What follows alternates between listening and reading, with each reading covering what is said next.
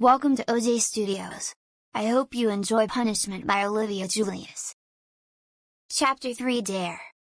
Mrs. Yolkman stood with her back towards us as she wrote on the blackboard.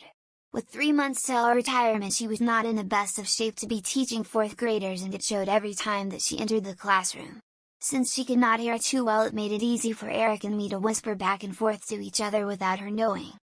Gracie sat in front of me writing down the notes. From my seat I could see her glitter pink with a big flower dangling over it. Her hair was draped over the chair in a ponytail that she had just put up a few minutes earlier.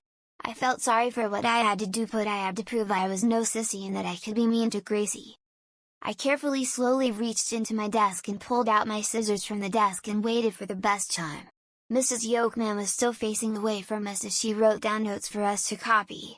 I honestly could not remember what subject she was teaching. Most likely about U.S. history. Mrs. Yolkman suddenly turned around and answered a question, causing me to put the scissors carefully on my desk, and I picked up my pencil and acted like I was writing notes so she could see I was behaving. I could feel sweat pouring from me as I prepared for this. I swallowed hard as I picked up the scissors with shaky hands. This was the hardest thing I have ever done. Eric was next to me whispering for me to hurry up, so after one large gulp I put the blades of the scissors around her long hair.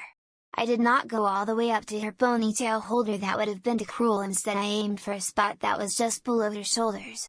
I figured after doing it there would be enough left over that Gracie could still look cute with short hair. At that moment time stood still for me. Everyone froze in place. No one had seen me put the scissors around her ponytail. They were all watching Mrs. Yolkman. Everyone except Eric, who sat there open-mouthed and in disbelief that I was going through with this. I heard Eric whisper to stop, but I was just too much in the moment. If I had a millisecond more to let my mind process what Eric said, I probably would have had enough time to stop. But instead, I closed the scissors around Gracie's hair and snipped. In one motion Gracie turned around screaming. I held her freshly cut hair in my fist, shocked to put it down. Eric sat next to me, too much in shock to do anything else.